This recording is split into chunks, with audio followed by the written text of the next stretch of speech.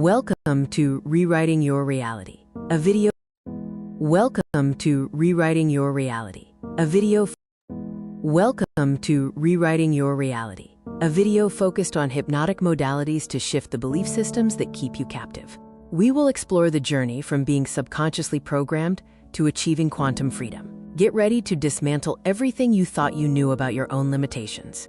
The mind's power is a historical fact. Franz Mesmer introduced animal magnetism in the 1700s. James Braid coined hypnotism, defining it as a focused physiological state. Crucially, before anesthesia, major surgeries were performed using this trance state, proving the mind's ability to override physical pain. My personal journey proves the mind transcends the body. A near-death experience revealed pure awareness. After being paralyzed, I reprogrammed my body through visualization and discipline. The core truth is that identity is the prison and the key. Your mind can reshape reality itself.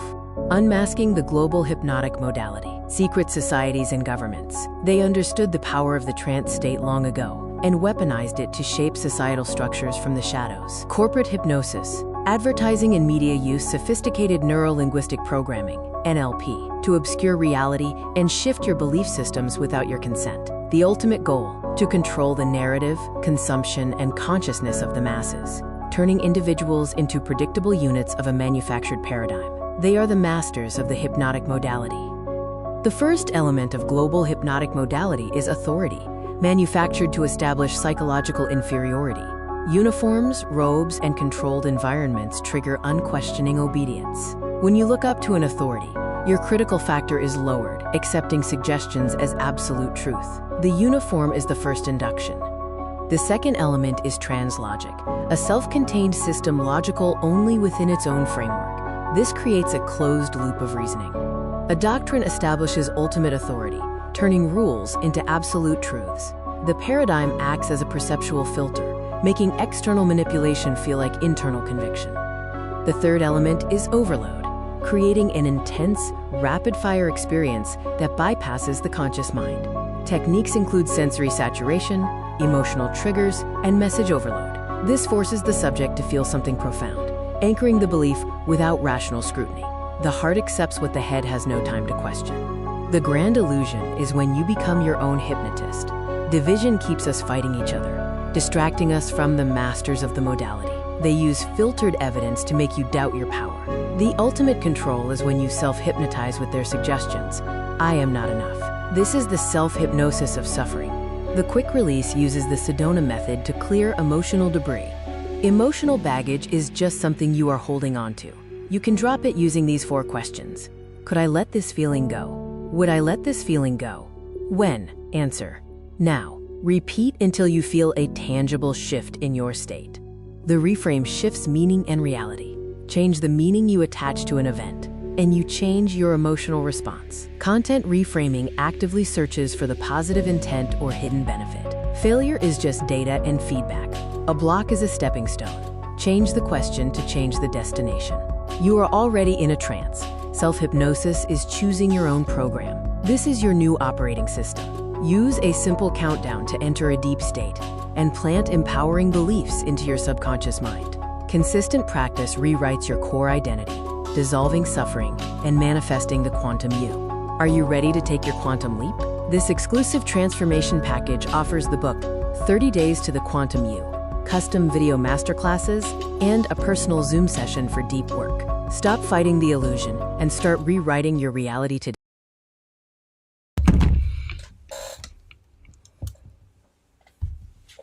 Welcome to There's Oops. I thought this thing my whole channel. Ain't that funny? This is a beautiful day. So welcome to Beyond the Mind, where we are not here to teach. We are only here to remind you. Happy Friday to everyone out there. I hope you had an amazing, transformative week. And I hope you're looking forward to the possibility of a wonderful weekend. And I'm doing magnanimously because I'm feeling great, feeling good. I'm moving ahead in my other classes, and you know, had a couple sessions this week with some people, and I feel like it went positively, and I feel like they felt a positive experience. So that was really great and wonderful. So it's been a great week so far. if you're listening, please just put in the chat how your week has been going, how you feel it's been going now that you're at the end of it. And also, what are some things if it didn't go that well that you would have liked to have gone differently? And Chef, What's up, brother? How are you? how are you doing? Oh man, blessed to be here. Thanks for having me once again. It's always a pleasure to be on Beyond the Mind. I'm glad you had a good week. I'm surprised you didn't call me for a counseling session after your sessions, like I always call you. So, Well, I called you after them. oh, did you? You Okay. know, it wasn't really. It was more like a colleague conversation of, oh, Oh, this is a okay. great session. These techniques. I was telling you work really well. I used this one for that, and it was good. you know, uh, but I want to talk a little bit. I just want to say what the topic is for this episode, Mhm. and the topic for this episode is the American dream leading to a health crisis in America, a mental health crisis. I think so. I think absolutely. You I know, think the pursuit of happiness is driving people insane because they can't afford the price of it. Like mm, literally, can't afford the price of the sacrifice. Can't afford the price of the ticket of the price of what you're trying to purchase. It's so many. We're at such a disadvantage now. I don't ever remember it being this lopsided. And like the American dream when I was coming up, I was born in the 70s. Um, and it was to get a blue collar job or a corporate job. That was like getting a corporate job was the amazing thing, right? Or have your own business and have it running. Um, then it kind of started changing in the 90s. Well, crack era happened, and then the 90s, and it's like, all the crime and the murders and all that crap. But then after that, it's like, okay, the internet came out. So then everyone started to be into individualism, right? mm. And creating their own, I thought it was an dot commerce. It was a dot commerce in the was it late 90s, early 2000s? And then it went from dot commerce to, crypto, right? So, I mean, it has steadily been getting more and more uneven. We just haven't seen it like this before, right? So, like, I'll take my past career. I worked in film and TV for 33 years.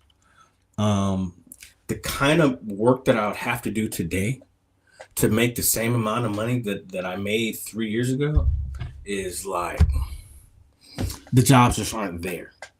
So do you kill yourself, die trying to repeat to something that is no longer there, right? And then you have like AI taking all the jobs, or not. I shouldn't say taking jobs. I should say eliminating jobs. Excuse me, right? Mm. So then you have middle-aged people looking for work when they basically that they've aged out. It's almost like people have aged out from, if you're over 40, you're your time is coming, right? So what is the dream in that? Of always looking over your shoulder, wondering if you're going to be there. Like, we're in a perpetual state of nervousness, which takes obviously an effect on our mental capacity. So, like, how do you function in a perpetual state of nervousness consistently, like habitually? Well, I think that would lead to the mental health crisis that we're seeing. Yes. I mean, we're spinning our wheels, and it's becoming insane because you can't, no matter what you see, what you need, you're gonna do those 40 hours, 50 hours, 60 hours to get what you need, right? But are you gonna be able to get up the next day? Are you gonna be able to go to work and like spend time with your family? Mm. It's almost like we have a society of people that just are just kind of lost, and everyone is looking for the antidote. Right. Well, yeah,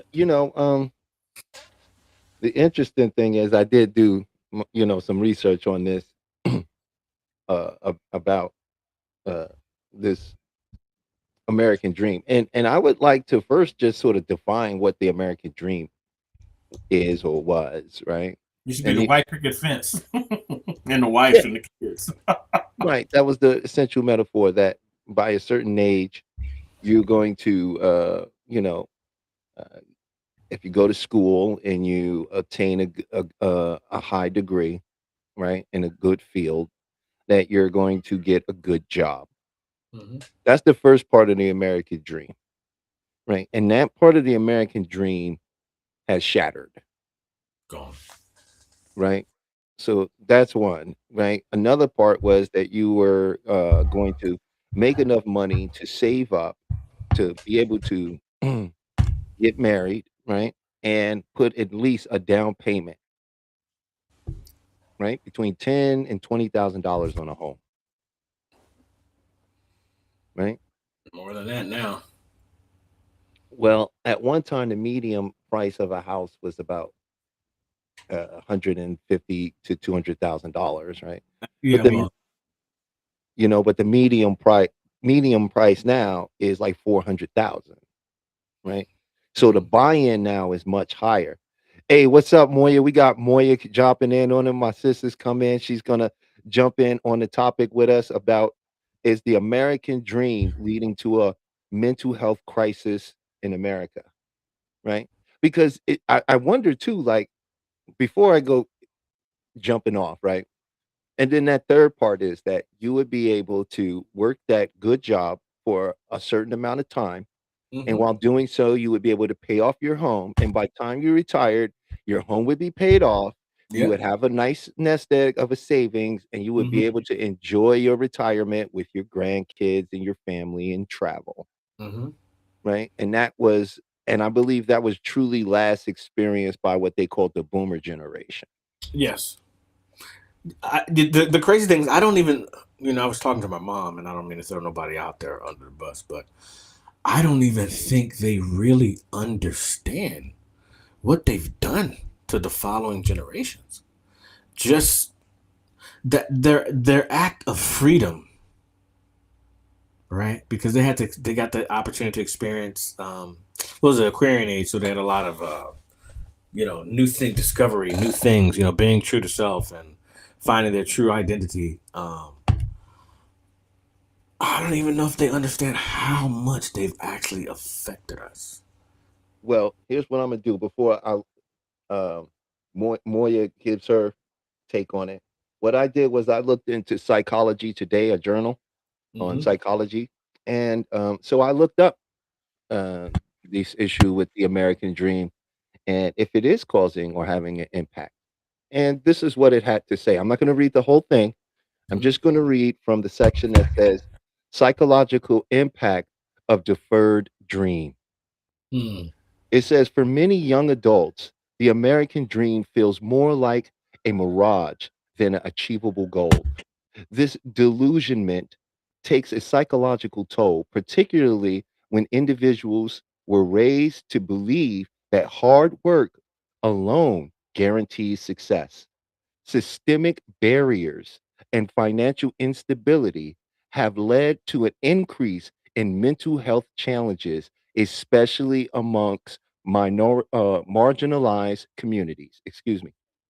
And so I'll just stop right there, right? Because some of the other parts of that goes into loss of hope. Many young adults accept, right, to build a life similar. They expected to build a life similar to the previous generation, only to find themselves struggling to afford rent, let alone buy a home or start a family. The Yeah. gap between aspiration and reality fosters deep disillusionment, making it difficult to remain optimistic about the future.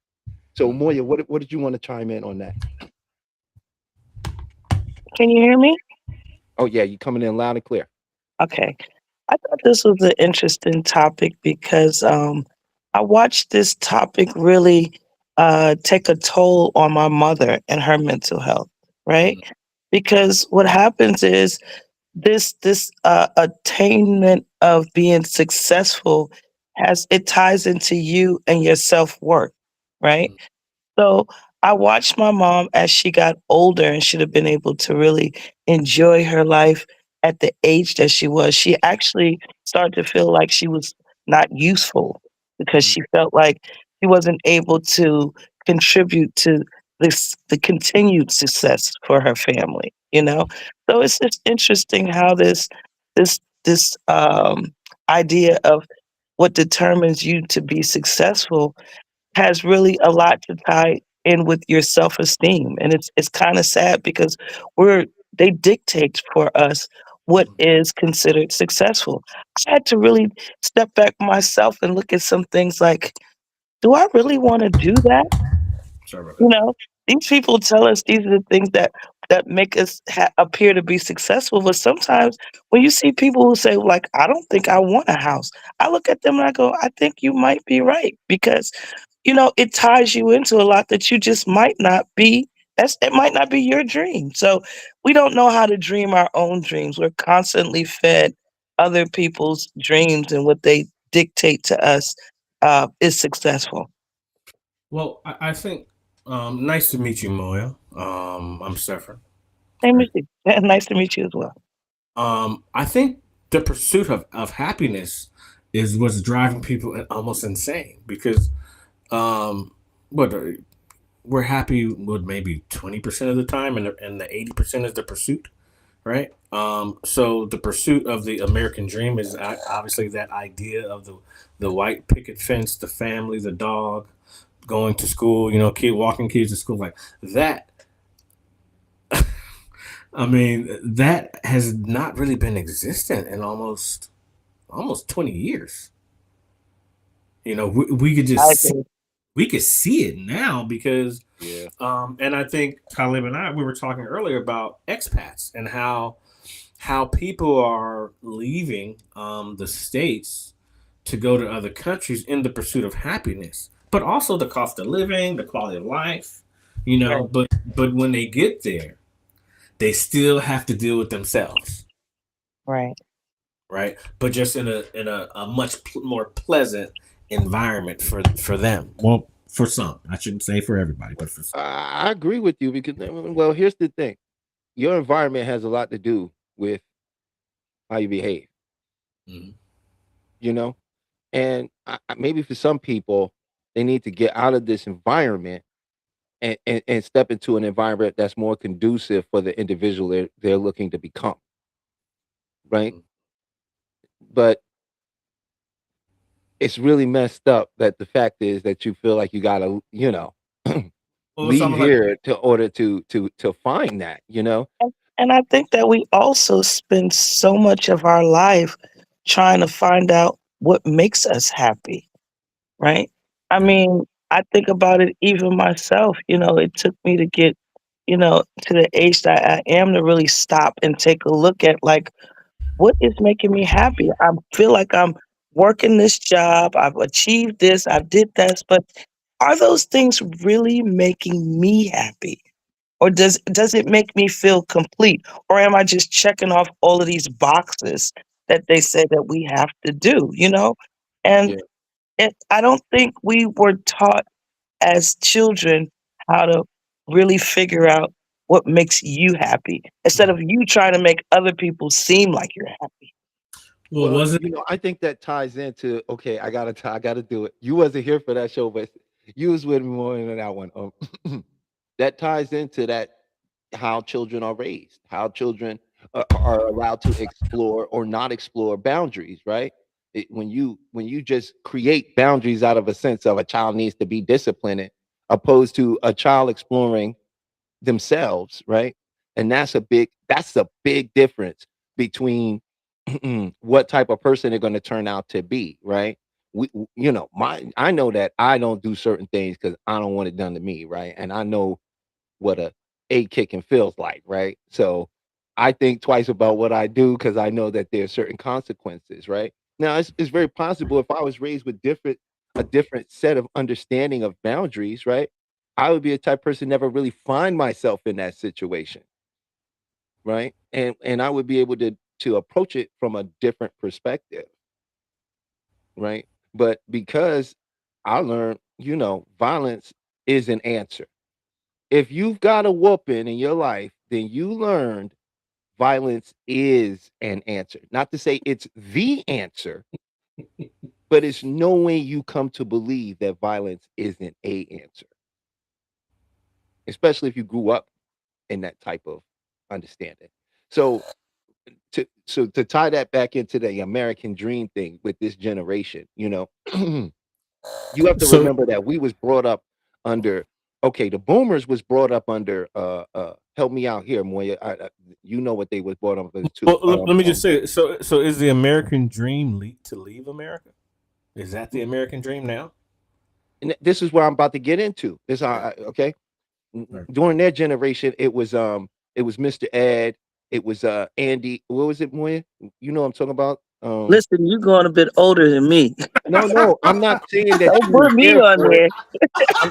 Listen, I grew up on a lot of Nick at Night. That's funny. Okay, we both did. So it's not that we grew up there. I'm just saying we saw the shows of that time because they were popular, and you didn't have 10,000 stations today, so they still played old stuff. And if you was a child that was sick or had to stay home or stayed up later than you were supposed to, these are shows you saw, right? My Right. point is, their generation was brought up on this image, right? Of what the American dream looked like. Remember, we got the American dream from Hollywood. They're the ones that projected the image of what it looks like, Well, right? if you go with that, then we That's why only, you as say black white. people, got the American dream when the Cosbys came in. Thank you. That's when the Yes. nuclear family formed, right? That's when they got us to get rid of our grandparents, not to have second cousins and big stuff when we were together, right? Mhm. These were the shows because before that, when you had shows like What's Happening Now, this was a different dynamic, right? Mhm. What I'm saying is the generation today, look at what they've been showed the American dream as. All the celebrities look identical. Mhm. All the music sounds identical. Mhm. To successfully complete the American dream today, you must make yourself a successful brand.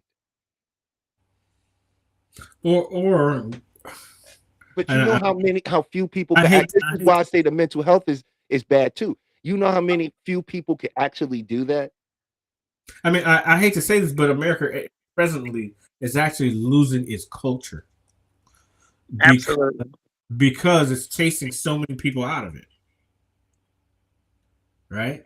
No, And the because they corporate look. It's like every movie we love that 5 films that like it appeared after it. They have learned how to corporatize our lives, right? Yeah. Spit out carbon copies. One influencer does something that gets 1 million views. There's 1,000 others that do the same thing because Right. they all had the same ideal. No, because they saw that guy got 1 million views. There's no creativity because everybody's chasing that thing that's going to make everybody look at them. When before we were trying to create something that would have everybody look, right? Well, So because they never really like individuality. That's why they want everybody to get on the same train. right, and well, So humans are individuals. you got um, to remember, I mean, how long did they stop making us think that it was only doctors, lawyers, and Indian chiefs that was really successful? You didn't really know of too many careers. I'm trying to think about when I think I was fortunate because of the person my mom was, but a lot of people who I grew up with, they had no really idea of what kind of career or what they wanted to do in life because we were only fed certain things that was going to make you successful. well, I think one of the best ways to kill individuality is to attack the music, in which that has been successfully done. Um, I mean, think about when we were listening to music in the 70s, 80s, and early 90s when you actually listened to the radio. Remember those days when you waited to actually hear a song on the radio because you couldn't hear it and you had to listen to the radio to listen to it, and then you get your tape deck and you would you would record it. Like, I don't know. Maybe I'm aging myself, but No, you would actually listen to a whole album.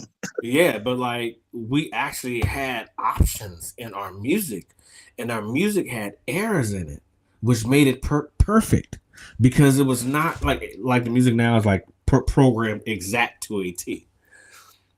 When we had music, nothing was programmed exact to a T. Maybe Stevie Wonder, maybe Herbie Hancock.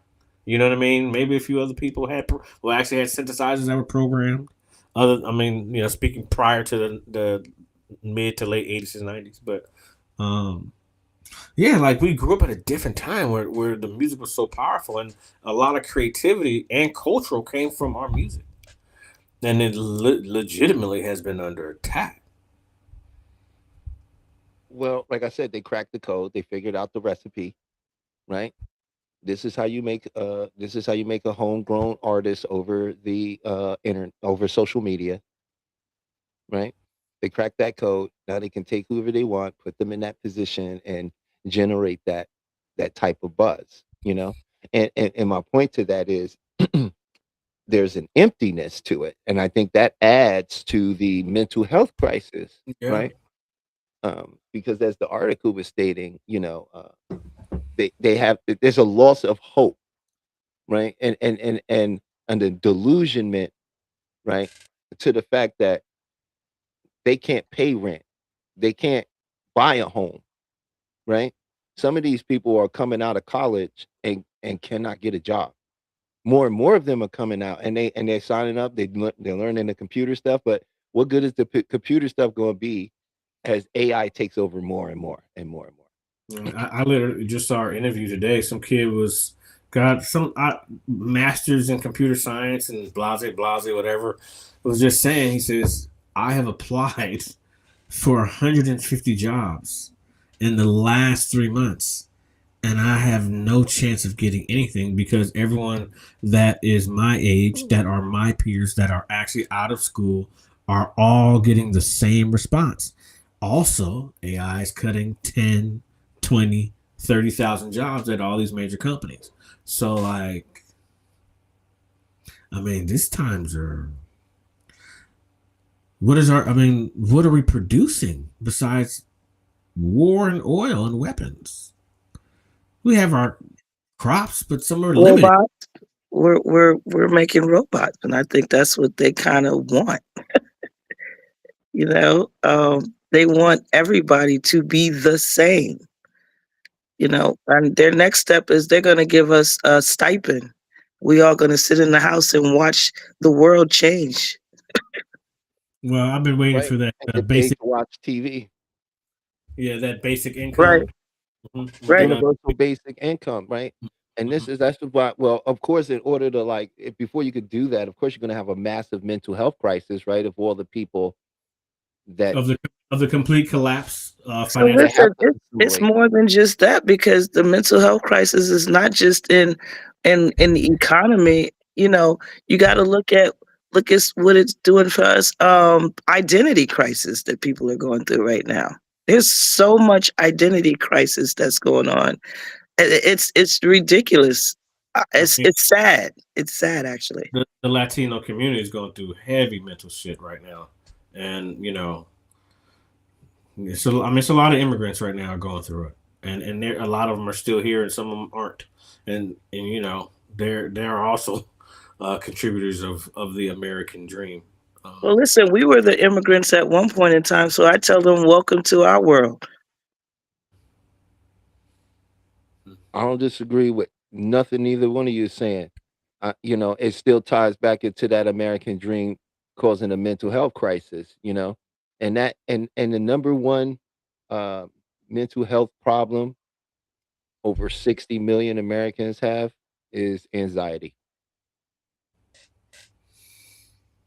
Yeah, Anxiety. I wonder if some of that is real or not. Well, Absolutely.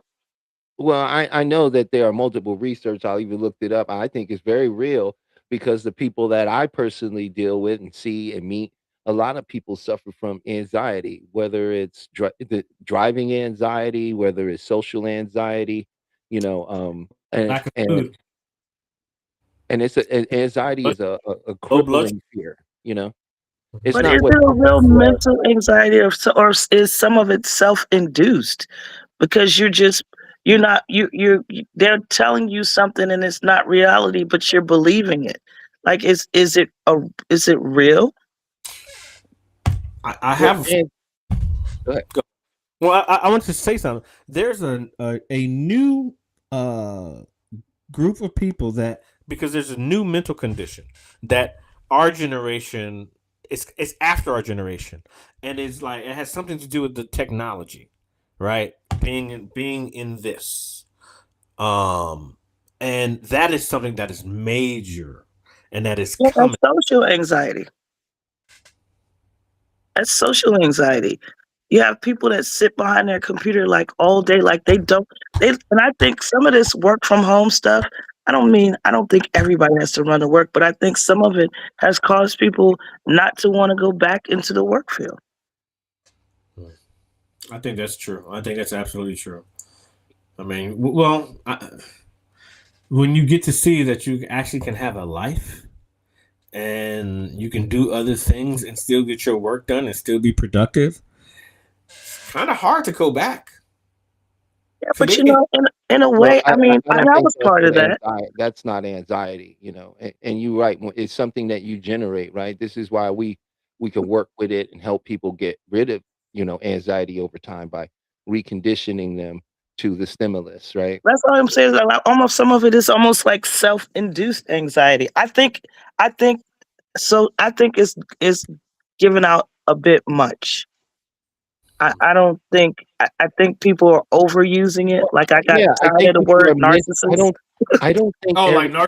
Oh yeah, they well, kill. first of all, I'm talking about actual anxiety, right? Which is in the DSM-5 anxiety, not the stuff that these people keep saying, right? And they haven't gone and got actual diagnosis that they could show you a piece of paper from their doctor that says you have clinical anxiety, Well, right? I'm not talking about that. you I'm got a lot talking of people about the that's actual thing self-diagnosing where themselves, though. it's a huh? You got a lot of people self-diagnosing themselves. Right. No, But I completely agree, they right? chat GPT and diagnose them. Said, yeah, right. Huh? Chat GPT. Yeah, it's chat GPT diagnosing. Come on, man. It's just like some of the, and I'm not saying it's a hoax. I'm just saying there's some really gray areas. That's just like people wanting to get the marijuana card, and you see the doctor that calls you on the phone, and you tell them everything they want to hear, and they go, "Oh, okay, yeah, you're right. You need this, right?" So Right, you but I'm have, not talking about those people, right? You're talking about people who don't have anxiety, who are using it as a sort of secondary gain so right, that they can get something that they want because they don't want to do something other than the thing they're doing, but right? these people are still in that count of having anxiety. No, they're not because they haven't actually been diagnosed, Okay, right? These are self-diagnosed people you're talking about. Like a person that has a friend who does something that they heard a video says, when someone does this or that, they're a narcissist. And now they would associate it to the that's thing the person did, and that's now they say they're a narcissist without understanding, like like I know, Moya, that's a whole test you have to do on a person. That's well, not Tony, something The worst word that people could use wrong is like, narcissism. It's like the most I got misused so word tired out of there, it. along with anxiety and depression, Listen, right? Tally, I'm just saying you got people out there that can stretch it to put themselves under that and get diagnosed with it and actually get medication, just like the support animals, right? I love my dog. I could go and get a support paper for him, but I really don't need him to support me like that. But you have people out there that really do. Right? mm-hmm. So I'm just saying, but those people still fall under that anxiety category, but they probably are stretching it more than they need to. Well, what happened to those people 50 Well, years I ago? don't think those people would fall under the research material and the Right. statistical data because those are people that went and did a study and was vetted. My question is, not even 30 years ago, how many people had what do they call it, the dogs, the that just Support animals. Support animals, right? How many people had those 30 years Service ago? animals, yeah. Service animals, support animals, Mhm. emotional support animals, whatever. Throw them all together. How many people actually had those 30 years ago? So are you mean to tell me 30 years ago we could function without these dogs with us, but now we can't? They were usually, I think, most people who were just blind and other things like that were the ones who were given those kind of allegiance. I don't know, Tali. What do you think? Uh, I think that 30 years ago was a totally different time and totally different functionality, and people. It takes 20 years to socially engineer society. We have all been socially engineered. We're so far from the relatives that tell us about the times of the before four times that it's hard for a lot of the generations today to associate. They don't really have a personal example of that. You know what I'm saying? But there weren't certain things around before because that wasn't even a part of the mind for them. You know, like if you just look at Moya, there's so many they have currently you can find nicotine as a mental disorder. I think a lot of things they're just It falls under expanded on. addiction. Yeah, you know what I'm saying? Like I think that a lot of this stuff that was the way it was, it just don't even apply no more. Nobody needed a dog 30 years ago to go around if he wasn't blind. Nobody, I don't even think I have to look it up because I can't be sure, right? Because I don't even know when service dogs for the general public became a thing. You know what I So mean? I remember when it became mental health became a real thing. When Reagan decided to close down all the mental health hospitals. And then about 10 years later, we start seeing the problems on the street. And now it's escalated to a point where it is absolutely like, what are we doing as a nation? Like, because I know we're talking about the American dream, but when you think about homeless are veterans, PTSD, drug addicts, um, abused, a lot of abused women trying to get away. But the main thing that happens with homelessness is sleep deprivation, and people don't ever really think about like how sleep deprivation will really mess you up.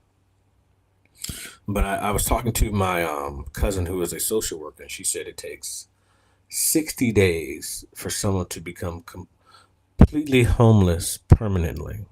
And she said something like 75 to 80% of the people who are homeless 60 days are permanently homeless. I was like, wow.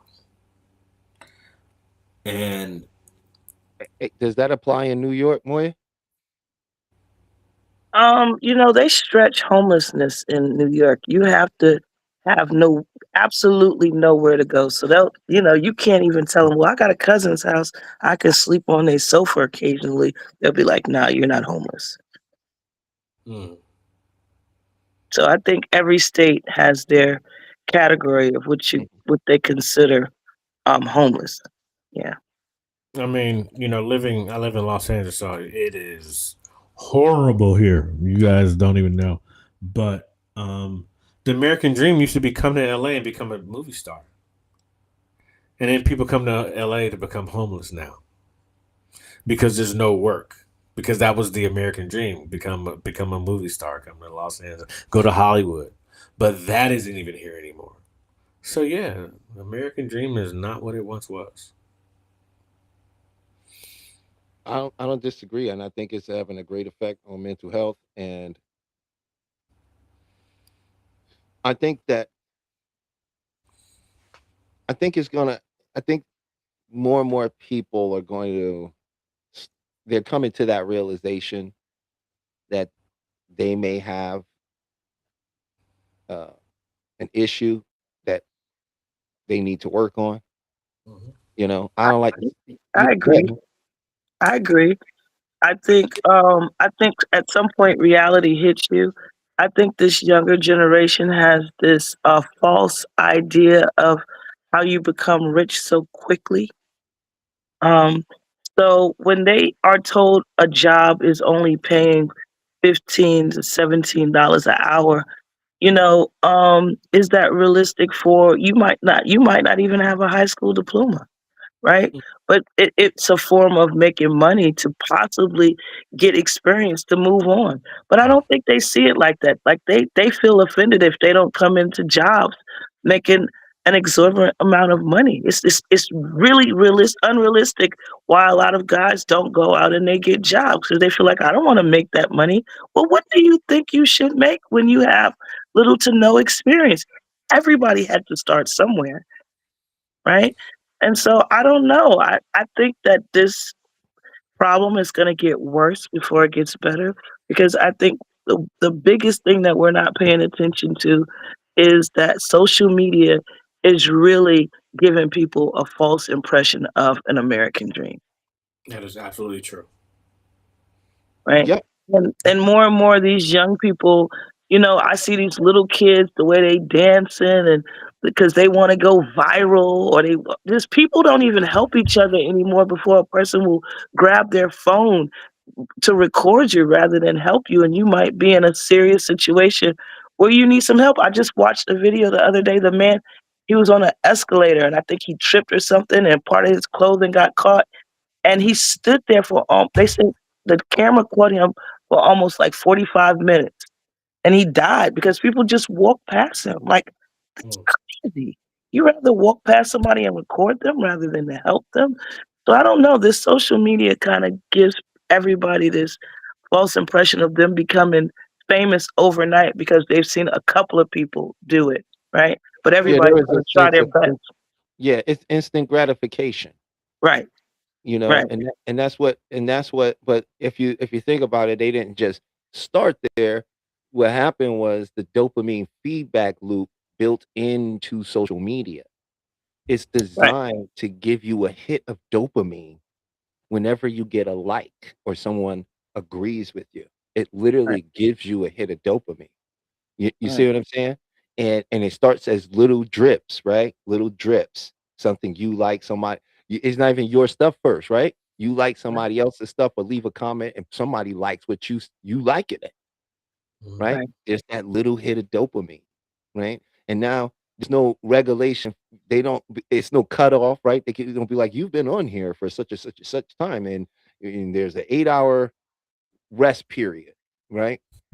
Now, they don't do that on social media, but those little mobile games, they Mhm. do that there so they can control and regulate your dopamine hit, right? Because we both know it's like a drug. So the more times you use the drug, the more of the drug you need, right? To Mhm. get back to that place, right?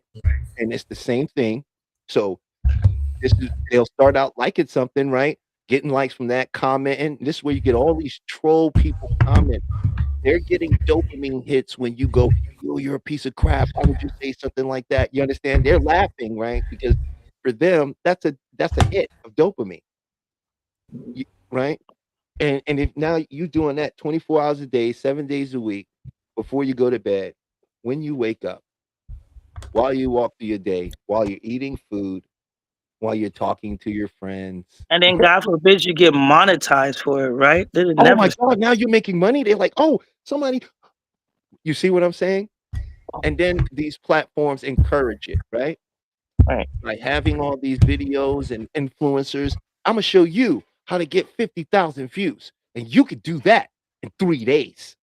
Yeah. Yeah.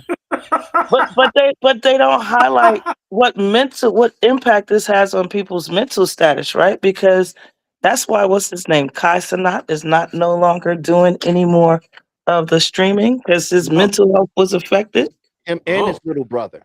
I didn't Right. know that. Yeah.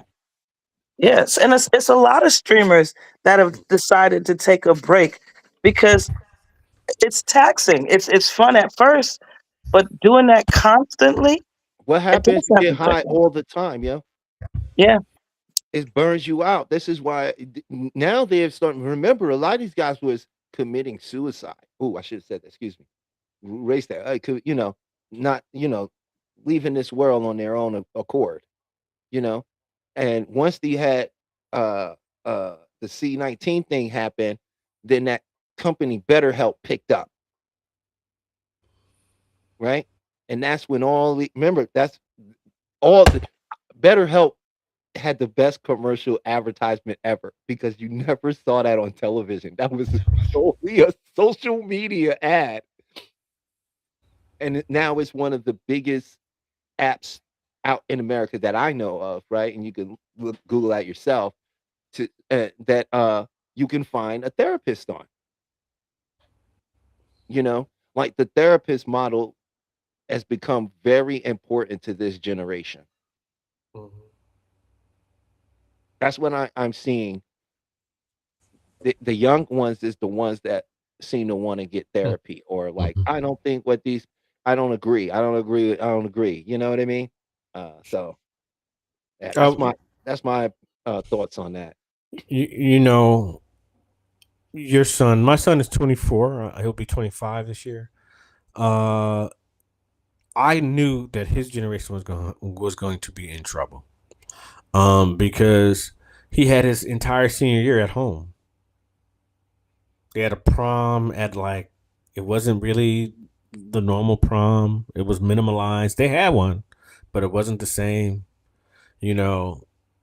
And I remember when he had his first year of college, he was supposed to go off to San Francisco State, and he had to stay home and take school online.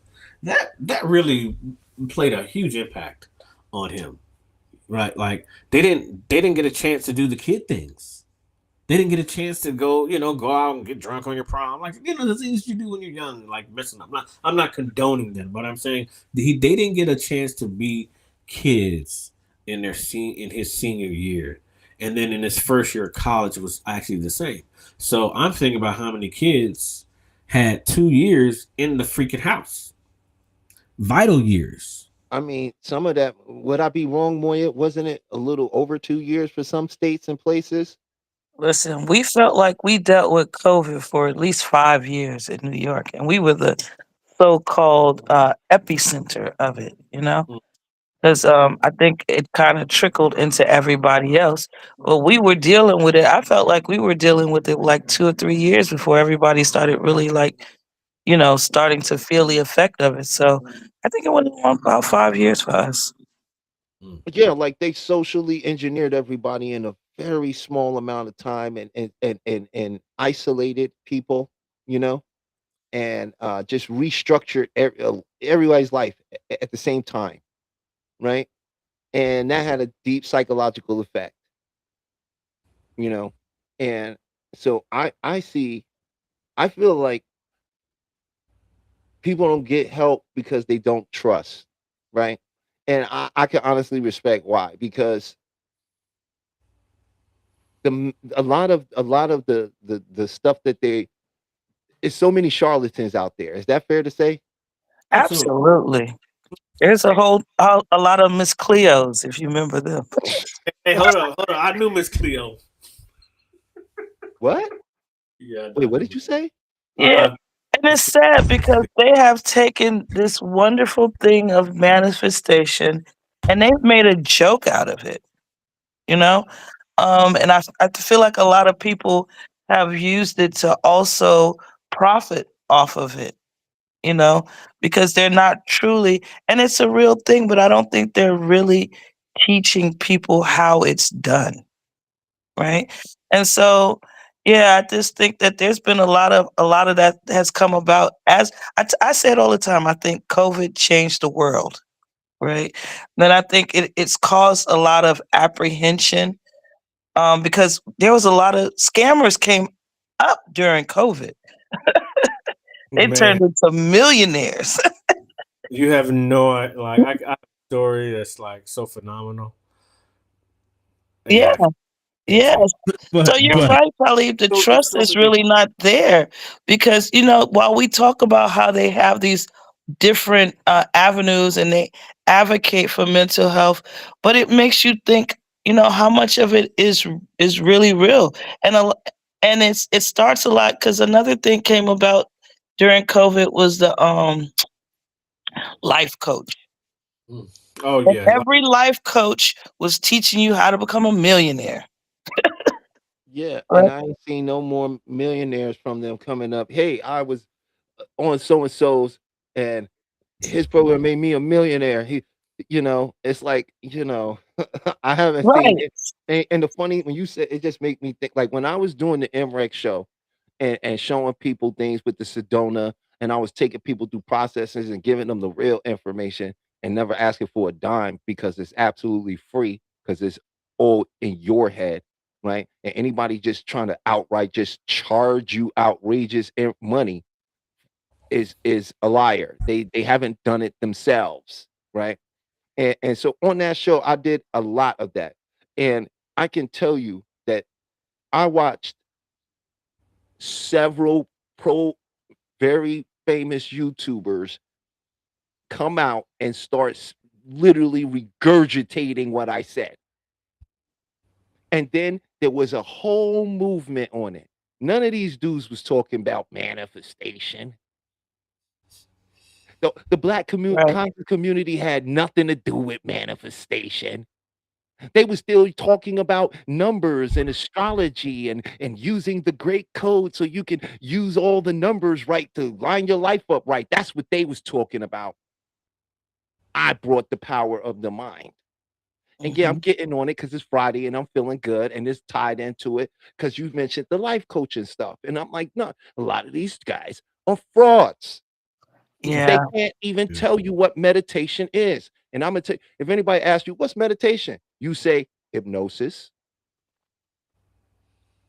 Right. Mm. Yeah. self-hypnosis. Mm. And that's where all of it stems from, and all of these there, I mean, I don't I know we're not getting off a topic because it's all tied into each other, right? But Yeah. all of this is a form of brainwashing when it comes down to it. That's the real root of it. I remember there was a time where TV went off, right? So when people are unable to keep feeding you things, that's when you go into you and you started thinking about things. But Mhm. the way things go now and everything is on, you don't have time to think because they're constantly feeding you something. So if they're constantly feeding you something, you don't have time to think about what you want because they're always telling you what you need. Hey, and that's called overload, right? That's Let me tell called you something. brainwashing. It's called overload, right? Because here's this thing. You think of information coming in as message units, right? And every day you can take in so many message units, right? Consciously before you hit the magic number. And the magic number sounds like this. Ding. You know that point in your day where you hear the ding and nothing coming in now is working. Like, listen, I can't take any more in. I can't listen to what you're talking about. I don't want to hear what you're talking about. I gotta go sit down somewhere. It's over. Right? That's the magic number. But I here's don't the think thing. people know where that is anymore, or if Uh, that's a thing, because they turn the TV on and start looking at their phone. this is my point. This is what the thing is doing. Is keeping you hitting that magic number. Right? You hit it, and guess what happens? Boom, you get hyper suggestible. You become hyper suggestible when you enter into that state. So they definitely do everything to overload you. Now, when you go to sleep, normally if you a healthy person and you cut stuff off and you lay down and you really decompress yourself and you actually get a good night healthy sleep, then your mind is going to empty out those message units. You wake up, you got a whole new, you can fill your cup up. But you know what? They don't the cup never get empty on people no more, right? They go to bed absorbing the message units. They wake up absorbing the message unit. There's no downtime. There's no chance for the system to reset itself. So they're easily and hyper suggestible. That's why notice these trends catch on so fast. Nobody actually thinks about them, right? Because they were hyper suggestible when they saw it in the first place. So I the term that I like to use, or not, I use, me and Chef use, is just the overload of message units. But another way you can look at it is that is how you could start the process of brainwashing someone. Because once they're in that state, that's what you're calling the brainwash. The brainwash is I'm going to give you new suggestions that's going to counter your old suggestions, and you're going to accept those suggestions, and they're going to become your reality. Mhm. Agreed. You know what I'm saying? And this is a tale as old as time, man. This is Right. this is a tale It's as just old. all this is the 2026 version of it. The, This is, you know, everybody, we talk about Big Brother. This is just Giant Brother now. You know, this is Big Brother on steroids. That the time that we Yeah, live but in. it's not sustainable. None of it's sustainable. The AI shits that's popping up everywhere. It's unsustainable. The water use is unsustainable. Like the surveillance is unsustainable because they need the AI to store the damn surveillance. It's like ridiculous. It's like Yeah, yeah. It's it's just like it's sustainable. just It's it's literally just like the chicken. We know it can't. Some of these chickens have to be not real, right? Because how many chickens can they make? How many chickens can reproduce in all this chicken that we see? well, And they get I bigger. think the real question is how can they keep culling the Yeah. chicken? Okay. Which is when whenever there's an outbreak of any avian, they cull the whole thing. Thousands and tens of thousands of birds are put down, Right. right? millions, ain't they? Millions. Millions. But Yeah. that's we just saying, let's say one farm, right? One farm that produces it. They might have, say, about 10, 25,000, or let's say they got 75,000 chickens. The other chickens were already shipped, is ready to go, but these 25,000 over here, 3 of them got infected. This other 25 got to go. They're going to put them all down. So you tell me, if they're putting them down, how are they reproducing them so fast? Right. Right. How long? You know what How I'm long is saying? full grown chicken? How long does it take to get a full grown chicken? 3 months? 4 months? Right. I mean, the turnaround is kind of fast on that. Well, that's what, we could just look that up real quick if we really want to know. We don't have to guess. I'm looking it up right now. See, look, we're all see. It was a time where you'd have to go to your encyclopedia and look at this. Me and Britannica was best friends. Listen, I might be still paying mines off Yeah. because I had the one with the gold pages. Yeah, Oh, that two Uh, months. that Two had that months. whole It's extra 2 months, bro. Six huh? to 8 weeks. 6 to 8 weeks. Full grown chicken. Market size 4 to 7 pounds. 6 to 8 weeks. 2 months. wow, wow! And think about that's just not on one farm. How many farms did they make them kill Now, all of the? You now know, it says the large heritage breeds, the Brahma, which is a big old chicken, which is beautiful. I don't know if y'all ever seen that one. That it takes a year for that to go Mm. full grown, but I think it's like wow. 3 feet tall. It's pretty big. Yeah, that's not the ones we're eating in the store. That's not Yeah. the ones we're eating. I think we're safe to say those aren't the ones you get in BBQs, right, Tali? Yeah, that's them Yeah, BBQs. the commercial ones are 2 months, a month and a half to 2 months. So Well, they already had them embryos ready to go. Maybe uh-huh. that could be very possible, but I doubt that from what the farmers are saying. I Hmm. think we stopped eating those fresh chickens a long time ago. From what I've heard, I don't know how true it is. That's why they don't call it Kentucky Fried Chicken anymore. It's changed to KFC because it's not fresh like it used to be. I heard that. Mm. But there also is like chicken is apparently worse than pork right now. Um, Mm.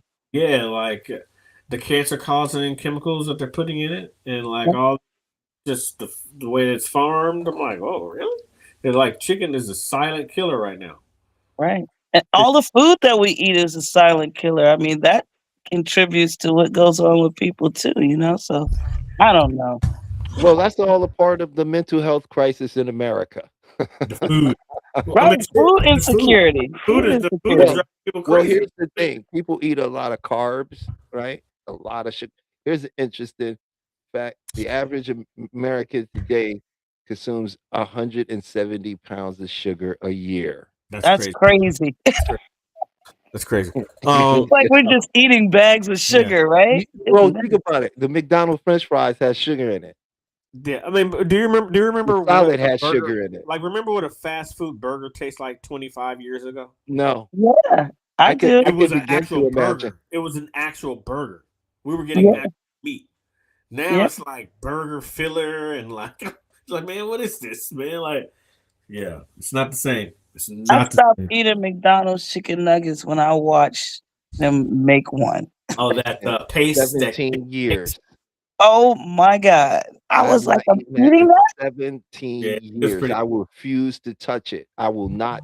Before when I first stopped, that aroma, I was like, oh, it is like drugs. Just smelling it, make me want to go in there.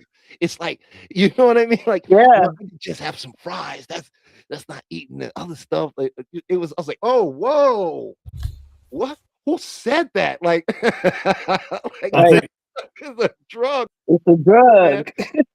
Wasn't until I I think stopped eating it that I was like, for a while, that the smell became to be something that was like, ooh, ooh, that doesn't really smell good.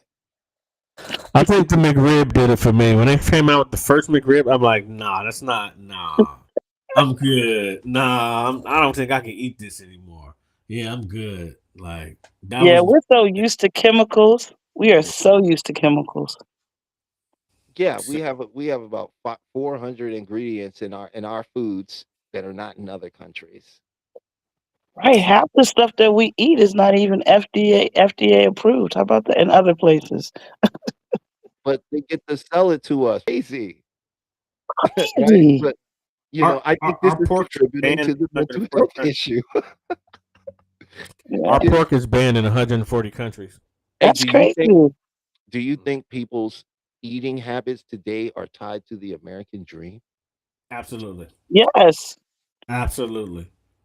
I hear people all the time talk about how, oh, look how little that food is. I need more than that. You like, really? Like that's enough. You don't need and these what is these mukbangs? I can't watch that. What? I didn't It's understand you. called is it called a mukbang? Have you What's seen these food things where people just eat all of this food oh no. reviews?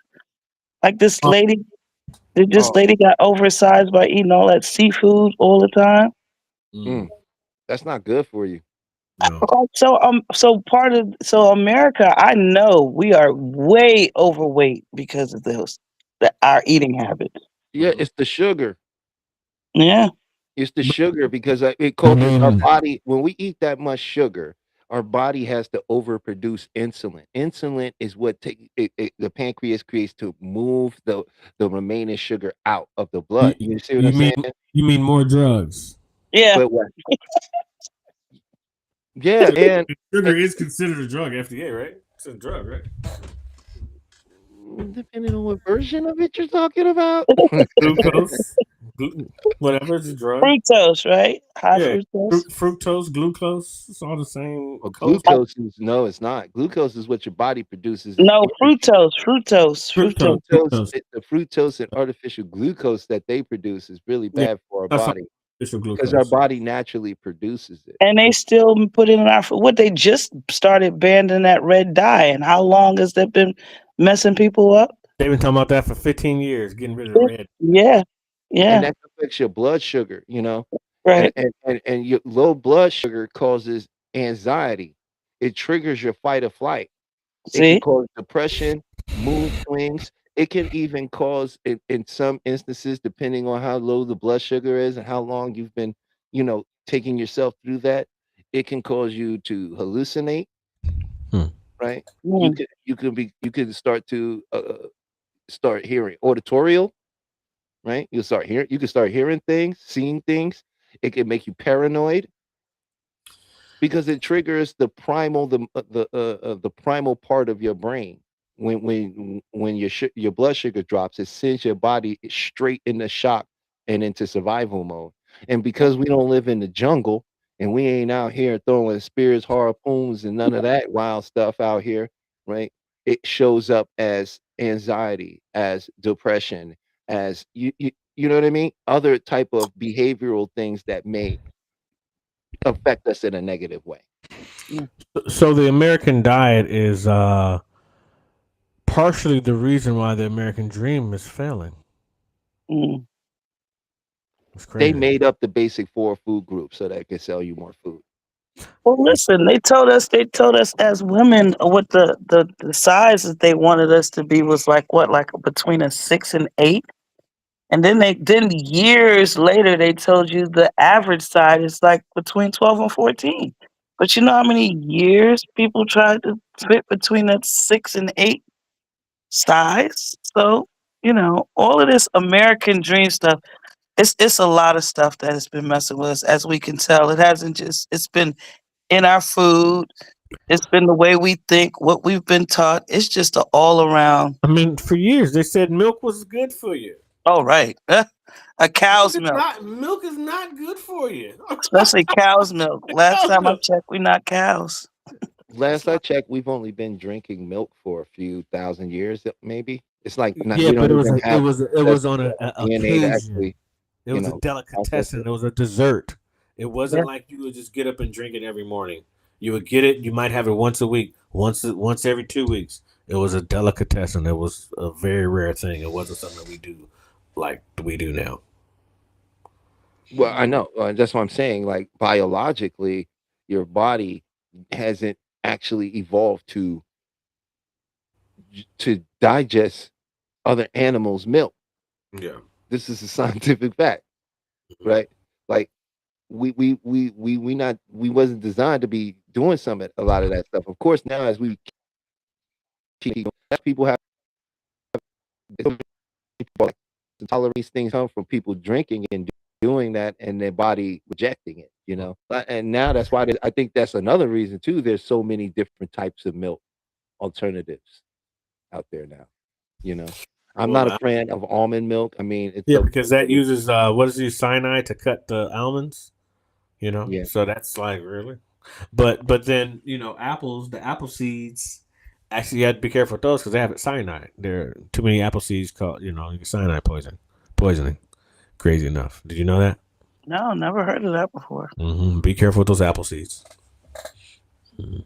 Well, I thank you guys for letting me be a part of your conversation. I think I'm gonna go find some McDonald's fries to eat. No, I'm just kidding. I'm just kidding. You should go buy some. No, I ain't gonna say that. Do you know you cannot buy McDonald's French fries from them, like the raw ones? No, they're trademarked. They don't want you to go study it. Yeah, right. Isn't that crazy? You can go in there and be like, I give you $100 for a bag. They'll be like, nope, sorry, we can't sell it to you. I can go to jail if I give you these French fries. They got them brainwashed, don't they? But it's interesting. Go to jail over some. Remember how good a cheeseburger used to taste in the 80s? Listen, I remember when Burger King started that Whopper. Like, me and my mom used to share a Whopper because they used to be so big. Oh yeah, they were, and right, and they were really flame broiled. Like like it was a real burger. It was good. Right. Now it's just like I think it's just got the broil marks on it. That's so sad, isn't it? It's so sad. That's not even from the grill. That's something that they trademarked onto the burger. Right. So I don't know if you've noticed the new Pizza Huts. They've decided to go back to the way they used to be. So they're refurbishing I shouldn't say all of them, but a lot of the older ones where it's a come in a sit down restaurant where they have the red cups and they got all the. I was like, oh, this is an old thing, and apparently the pizza tastes like it used to back in the day. So because nostalgia now is like a hip thing. They've even started. They brought back out the Polaroid cameras now. Oh, really? Yeah, man. They that nostalgia stuff. Oh, these new, they love it, huh? Walkmans and cassette tapes, but Yeah, they're not Did Walkmans, actual they? they brought cassette them tapes, back. so they look Oh like it. wow. Yeah, Record players, what they think they found a new thing. I'm like, like that's it's, a record like player. look what this can do. I just put this rod down on it, right? And then somehow the thing, the song, you see the grooves? That's the song. And Oh when you my start tuning it god. on, you're gonna hear It- something like this. Oh, yo, it's the song. Look at that. yeah. So I'm being funny. I mean, I thank you for joining us, Moya, coming up. thank you. I appreciate it. I had a good time. It was a nice conversation. Yeah, Nice to and I meet you, love the way Moya. you think. You too. You too. It was nice to meet your acquaintance. You guys have a really good night, okay? You You too. too. All right. Bye bye. Later. It was nice for her to drop in. Yes, yes. So that was a fun first hour. You know, a little away from the format, and and that's cool. Maybe today is not about the format as much as just about the conversation. Yeah. So So I thought I that was excellent. I That was know I kind of really great. ventured into people escaping America and going to a different place. I can honestly say because I was one of those, and I probably still am one of those people. Where I had a place in Colombia a few years back, and man, when I would just get off the plane, it was just different. It was just different. I felt different, even though I was the same person. I felt different, and it just like all the pressures the daily pressures didn't exist. Even though I know they're still there, but it just didn't feel like they existed. And then when I would come home, I'd be depressed for like a month. Mm. Coming home, dealing with this society, like, oh God, you gotta get up and you gotta go. It's like it was almost like I could breathe. Because I had a place in DR. So I had a place in DR and I had a place in Colombia. In both places, man, I always felt like I could just breathe. And when I'm here, it feels like you're breathing. As soon as you get off the plane, your breathing is restricted. Right? You like get off the plane. Oh shit! I gotta fight to get my luggage. Then you gotta look outside traffic. Then it's like shh, that nervous system again. Right? That little bit of anxiety. So what could you do about that? What would be some advice you could give someone Leave and who don't will come be back. listening to you? As a Get the hell up out of here. hypnotherapist, someone who specializes in transformational change of the mind. What I would honestly say is no matter where you are, no matter you can get up and pack, you're still gonna have the same face that you're gonna have to look at in the mirror. You're gonna still have those same issues. You may be, like I said, you may be in a different environment, but you still got the same problem. So you're going to have to deal with yourself. But the one thing that sometimes does work. How would you suggest someone deal with their self, sir?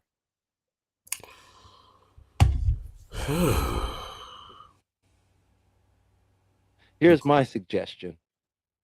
You have to learn to reframe.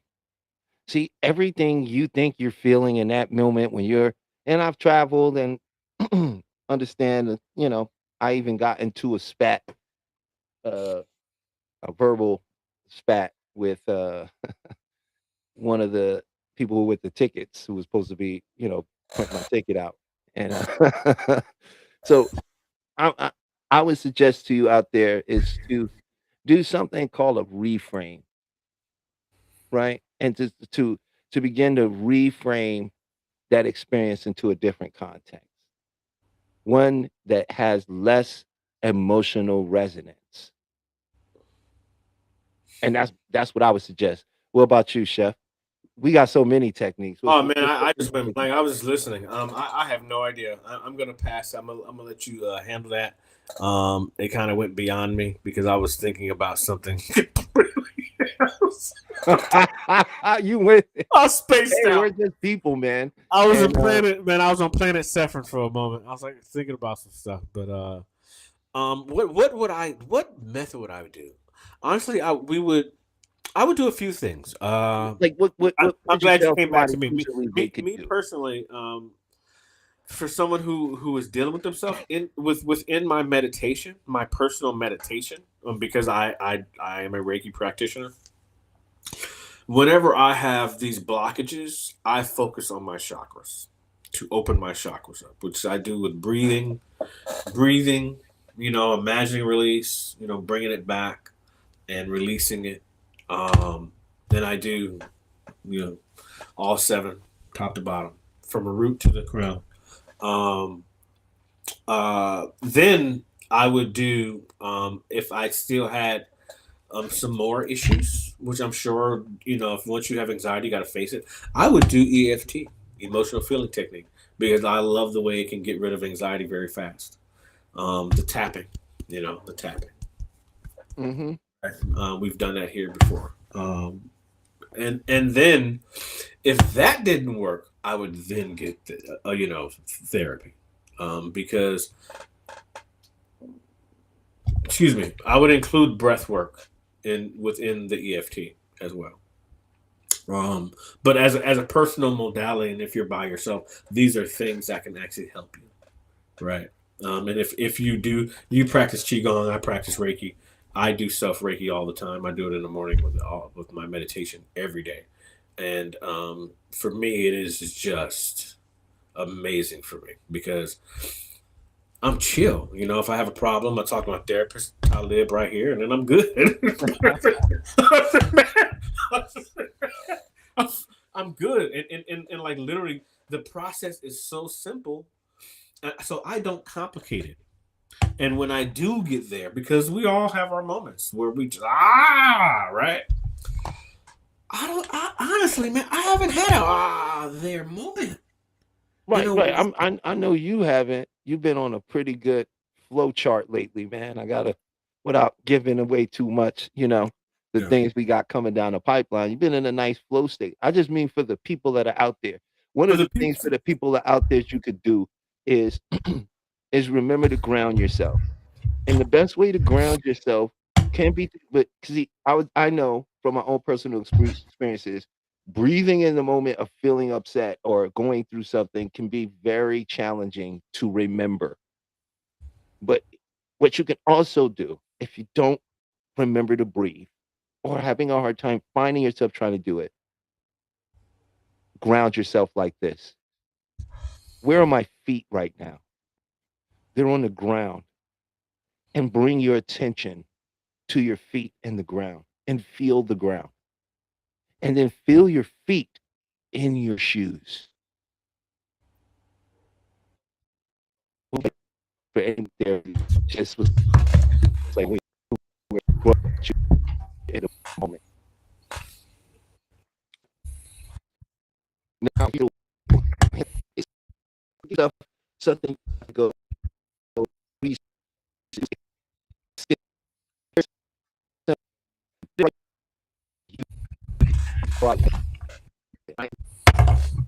from your going through main stress from left you just feel and go right back to the edge. Do not turn your head. Keep your head can come up. Feel as if at your fingers. What happens is feeling is going to take about 30 seconds a minute. Mind wants to hold the time. Right? You choose stick to the thing that's in the moment. When you're moving in front of your face. Logically, okay, on it.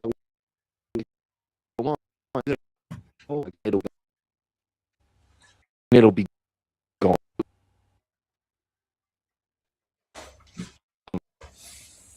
Singing, it looked like, hey Peach, if you there, I think I was having a little bit of issue with my internet on this end for a second there. It was going a little in and out. Uh, but I think I'm back strong. I sound good, everything good, everybody. Can I just if I sound loud and clear for you, just hit please put a 1 in the chat for me. All right, thank you, thank you. And hey, Peach, we want to go ahead and open up the lines too for anybody who'd like to come up and share their thoughts on the American dream and mental health today, how you feel it might affected you and the way you might see it. We want to open up the chat for people to come on up and give their thoughts and opinions and feelings about some of this. And yeah, and then what since he brought it up, what we'll probably do before we get out of here is we'll do a quick EFT once again. You can never go wrong. I wanted to start probably doing a little EFT session every day.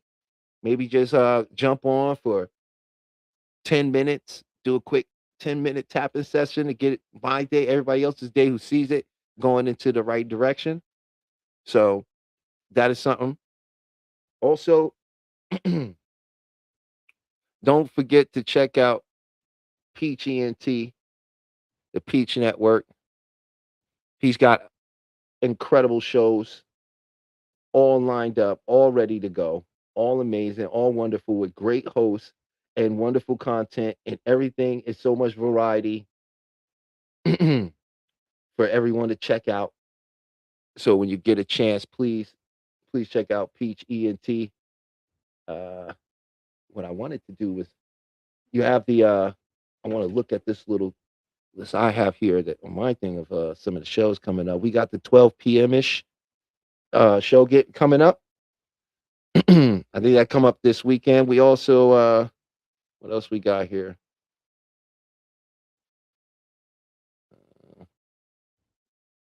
Well, I know we got that coming up. Uh, we got the Peach 12ish coming up for I think that's usually on Saturdays too. I always tune in, I always love to watch their shows because they're always full of fun and information and you never know what you're going to hear and where people are coming from, so you just get a nice wonderful perspective of everyone.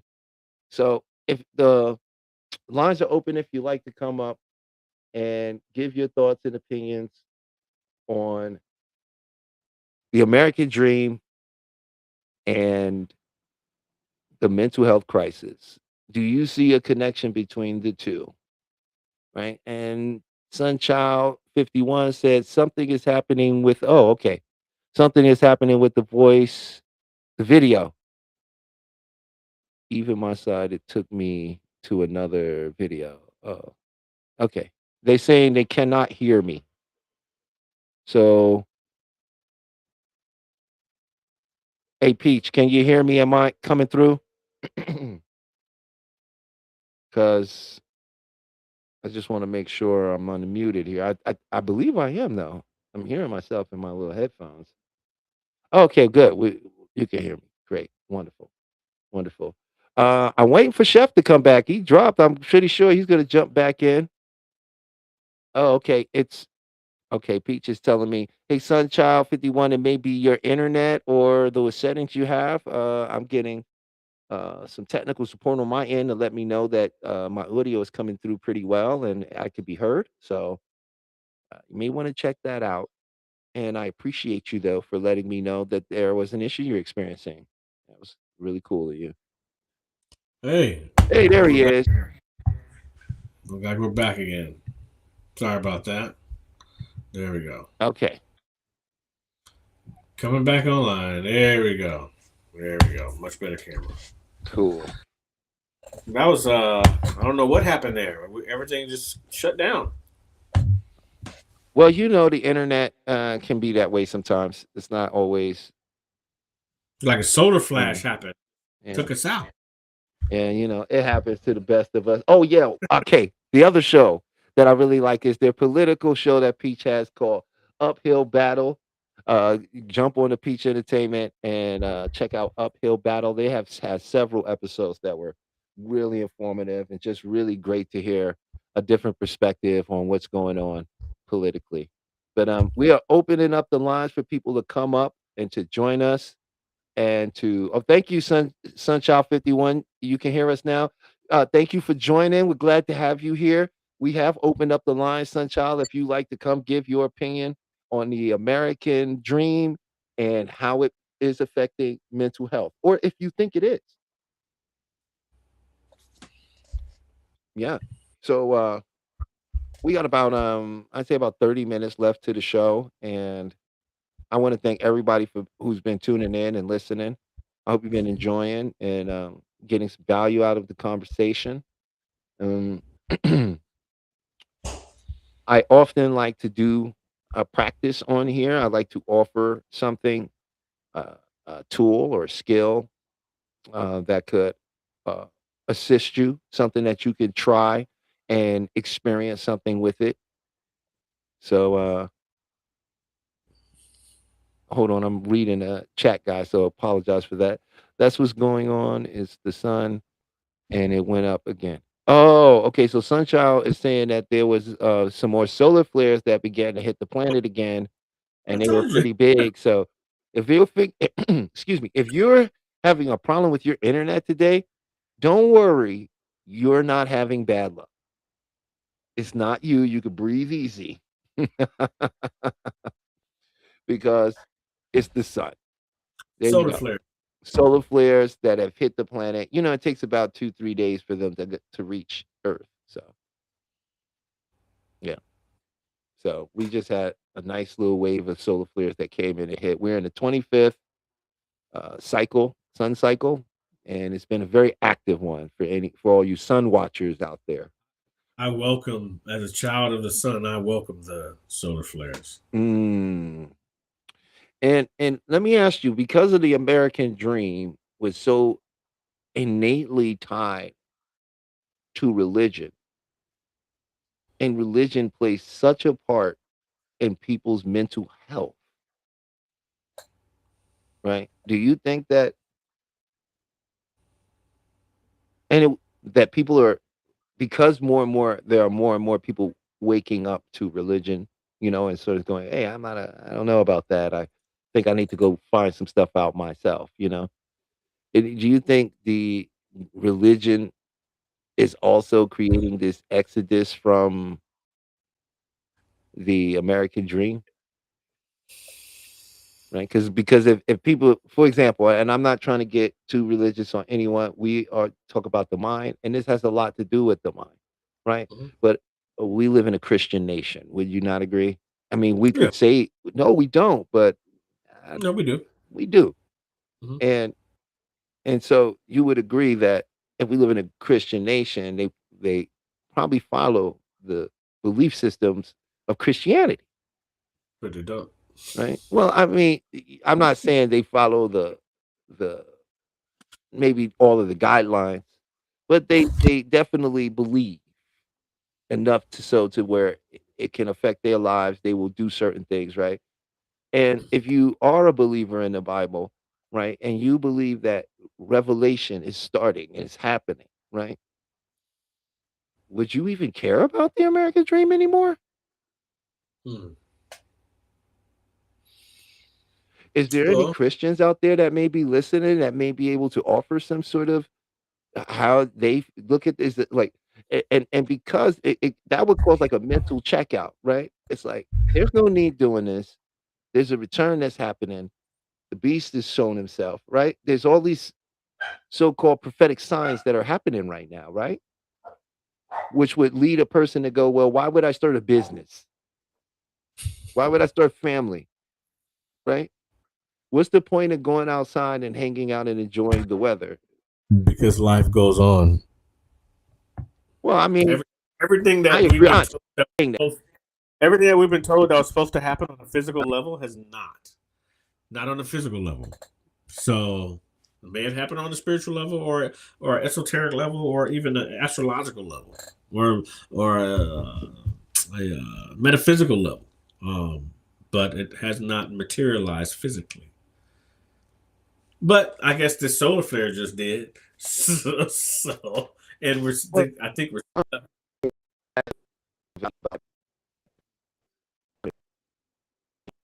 ooh.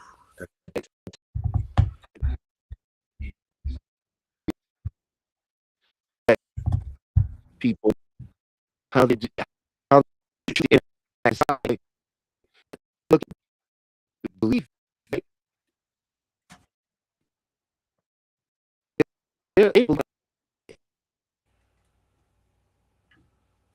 right? it creates this dynamic of, it's almost like, from what I'm thinking, from what my just from my personal being me, right? Is it wouldn't that create some kind of of a, I don't want to call it a mental disorder, but some kind of mental health issue, right? Because Internal conflict.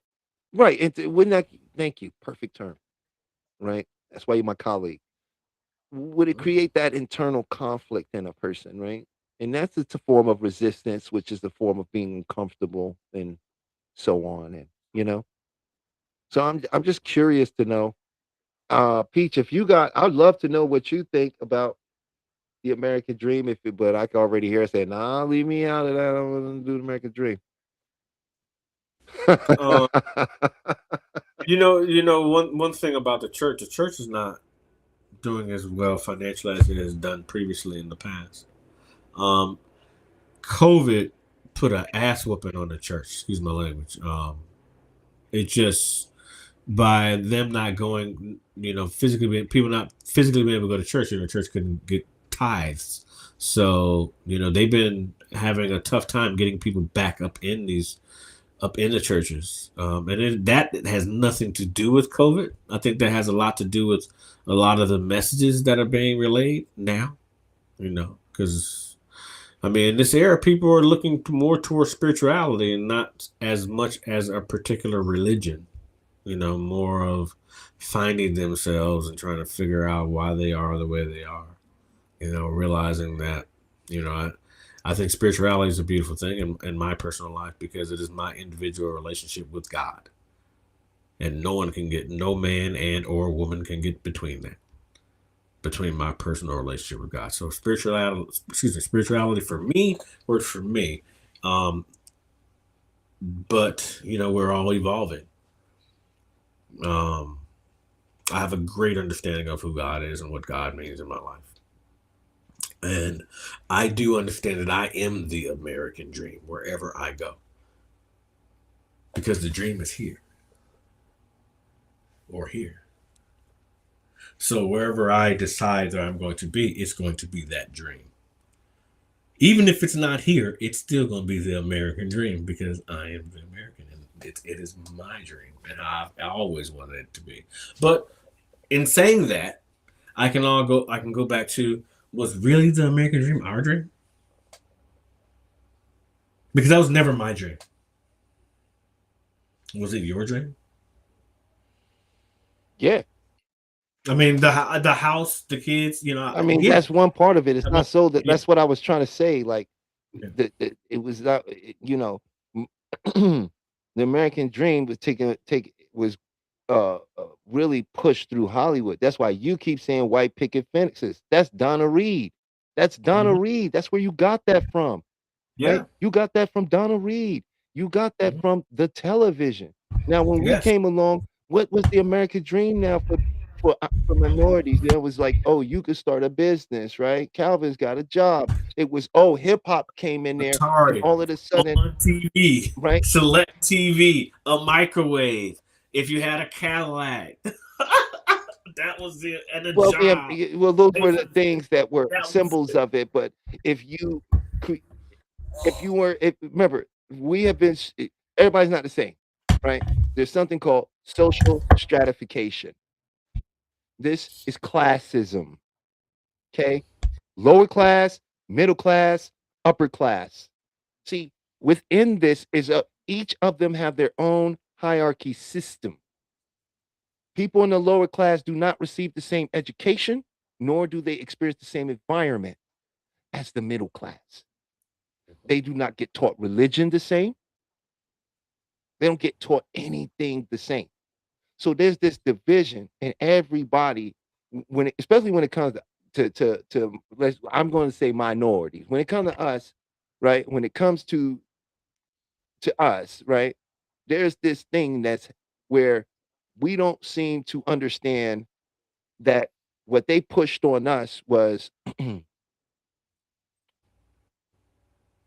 the drug dealer image got twisted into something that was a positive that was used through hip hop. It wasn't started with hip hop because hip hop was a call to action, and not only just a call to action. That was during a time where we were going through a lot, and the young people was created their own way to express what was going on in their world and make fun for themselves.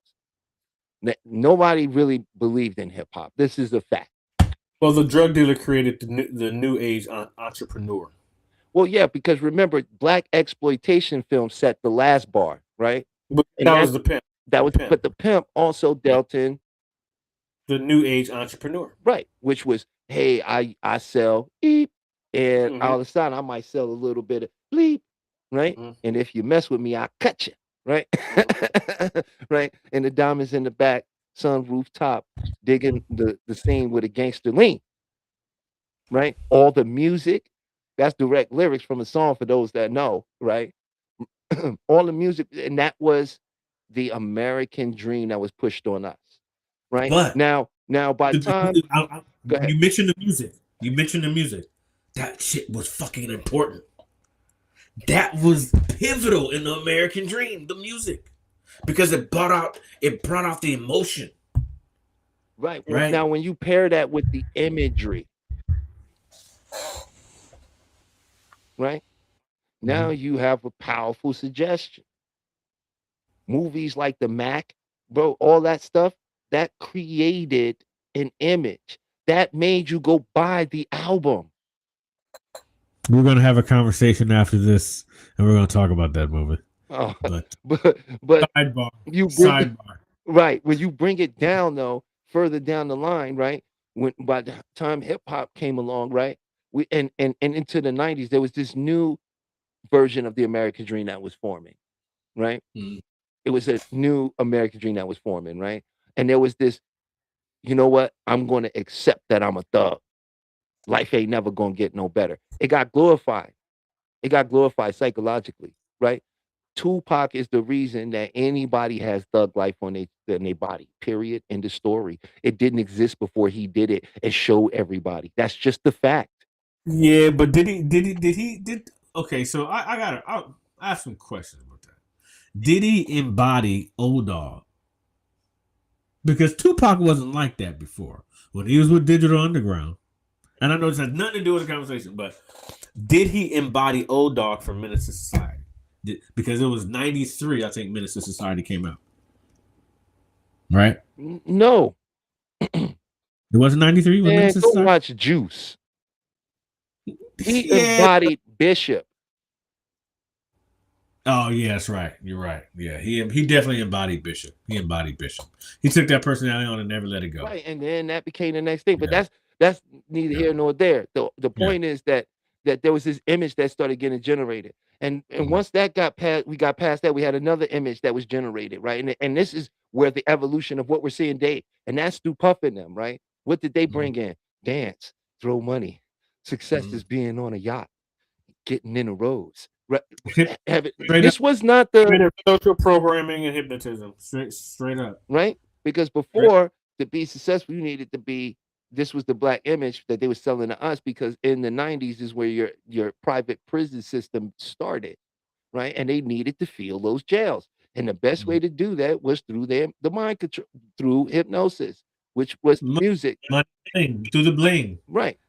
Oh, you want this that I got. And the music and the videos. And then all of a sudden, And you're gonna do everything you can to get it. rap videos was turning up left and right. They was back then even $30,000 for rap. Oh man, dude, I made so much money on rap videos in the 90s. Oh my god. Okay. They had like, we got to get this out to the public. Yeah. And so, and then when you had social media, that just was like, oh, okay, we could actually take this to a whole nother level, Mhm. you know? And that's during this time, something was created called reality TV. You know this, like I know it wasn't the first reality show. We know the first reality show was by HBO about a serial killer and his whole family and everything they dealt with after they found out who he was. That's literally the first reality When you're- TV show. Show MTV. What was it when they had the house when they were in Crib? No, not Crib. Shit. I was asked to do Real World.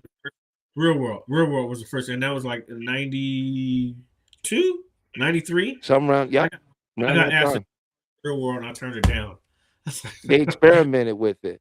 And, I know. and oddly enough, remember, it was during that writer's strike in early 2000 is when all of your reality picked up.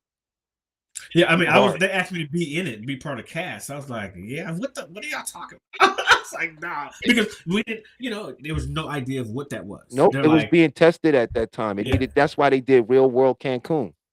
yeah.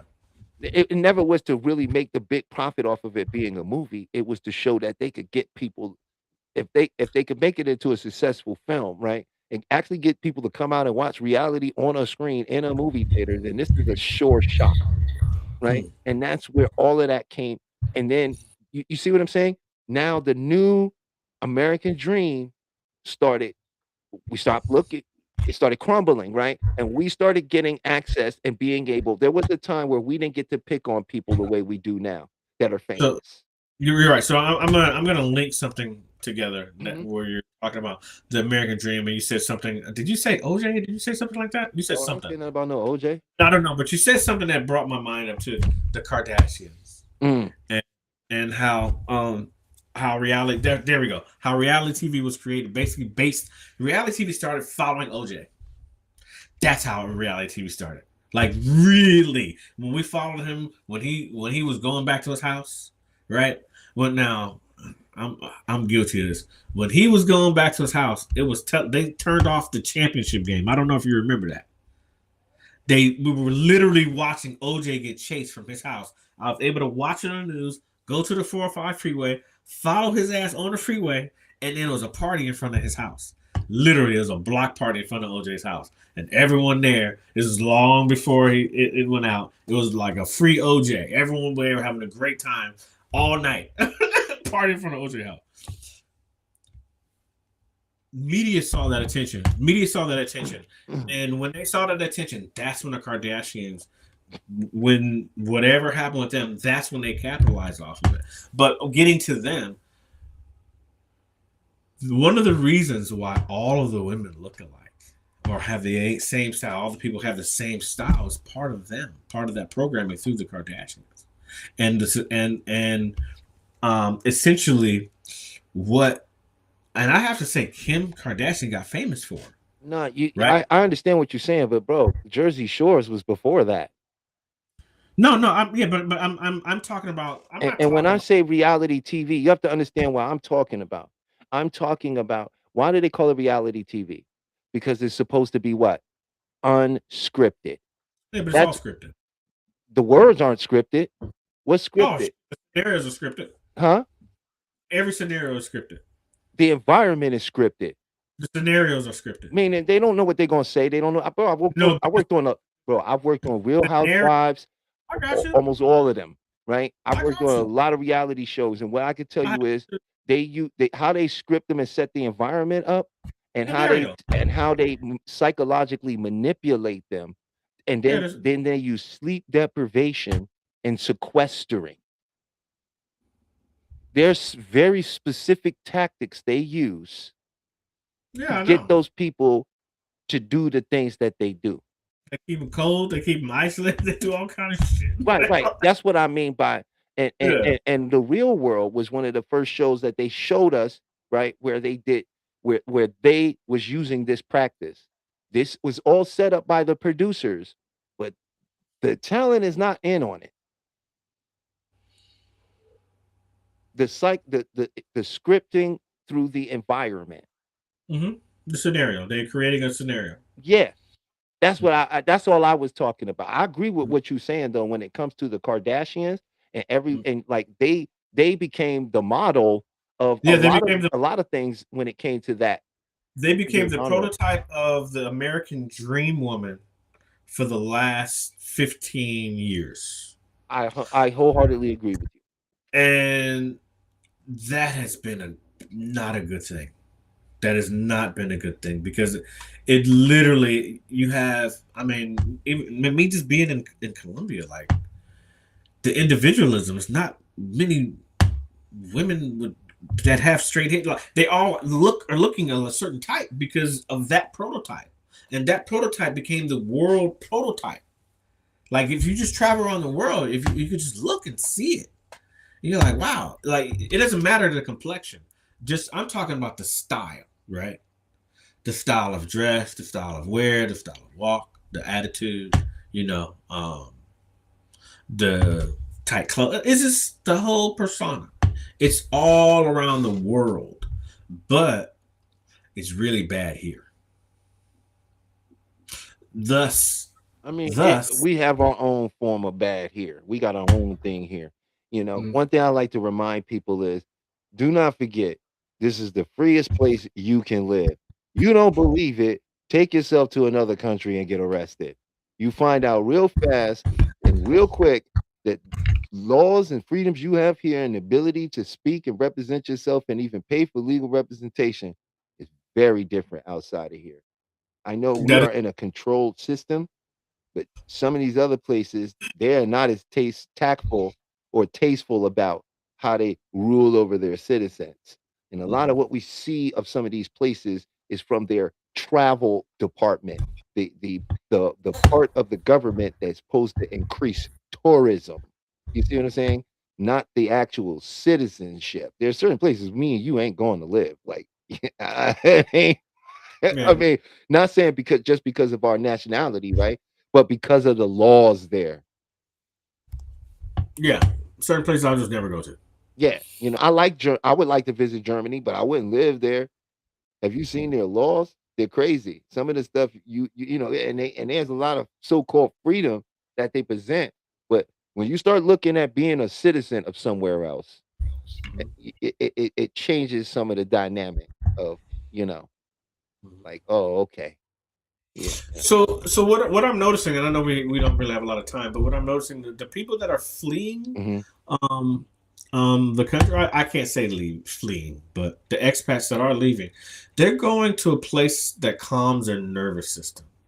That seems to be like 70 to 90% of the people that are leaving. Yeah. Like, and because everyone talks about just the calm and the not the grind, the hard, just you got to get up, you got to get at this time, you got to work for 8 to 10 to 12 hours, and then you got to go home, you got to be on a certain time, and you got to cook it, like all these gotta. It's a lot of gotta here. And when people have a tendency to go somewhere else, they realize, like, hold on, man, like I don't gotta do much of anything but just be me. And when is the last time people were genuinely being themselves with no pressure? Yeah, I think there's a lot of people that are in a different financial position when they go to another country, um, and and remember they have to go with some American money so they can exchange over there and live longer. Because if you just go in there and using their money, no, you have to play their game. You have to work like everybody else, and the hard work everybody around you's doing. You're gonna have to get involved with some of that unless you do the smart thing and set yourself up properly, right? Then you like you was thinking and talking about to me on some other conversations we was talking, about being able to be set up properly to go over there and to have that experience. So I find that the people that sort of prepare to have that experience, they do. There's a lot of people that go there to run from here, Yeah, that doesn't right? work. And they end up running into the same issues there because they're the issue, Hmm. right? And when you're the issue, there is nowhere you can go to get away from you. Can't point to nobody else but yourself. Yeah, a lot of people can't see themselves. Yeah. So uh we got a few minutes left. I was gonna go ahead and get ready to wrap it up for this Well, show. I think we had some really. I wish we would kind of have a little few more questions come on in. But I think this is a very good topic that we can talk about further on because you and I are actually going to be doing a retreat coming next year. So, just to get that out there, folks, Talib and I will be doing a retreat coming up soon, and we're in preparation for that. For those that may be interested. So just want to put that out there. Also, I think Talib, you have a flyer of mine that I put up. Anyone who's watching, you can have a one free session, an initial session with me.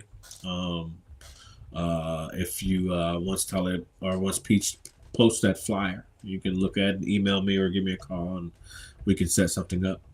And yeah, that's about it. Oh, great. Well, I'm going to say thank you all for joining. We got a few more minutes, so if you're out there and you'd like to come up and say something, please do. Uh, we'd love to hear from you. We really would. Uh, my goal is to help you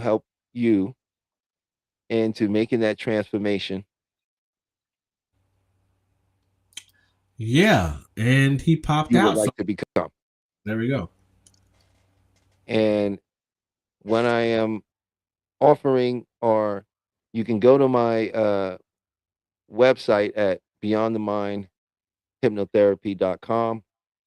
Uh, I offer a scholarship on there for free sessions to assist you in any way you feel you need assistance, because I am merely a guide on the journey that you choose to take. So uh, I'm gonna leave it at that. I want to and and he's an individual who does think and yeah, she will help people get you and it's doing so.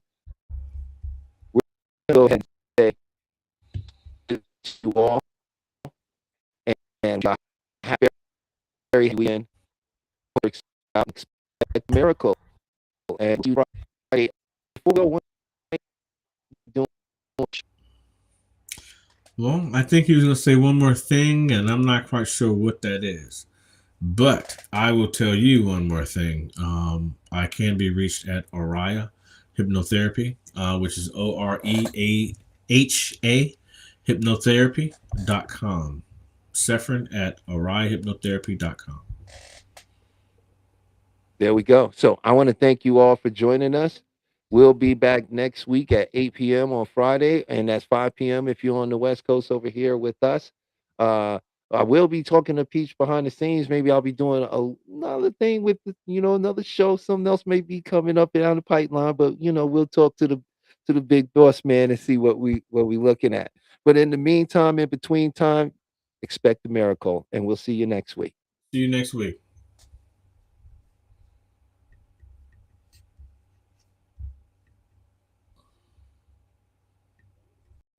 Welcome to Rewriting Your Reality, a video focused on hypnotic modalities to shift the belief systems that keep you captive.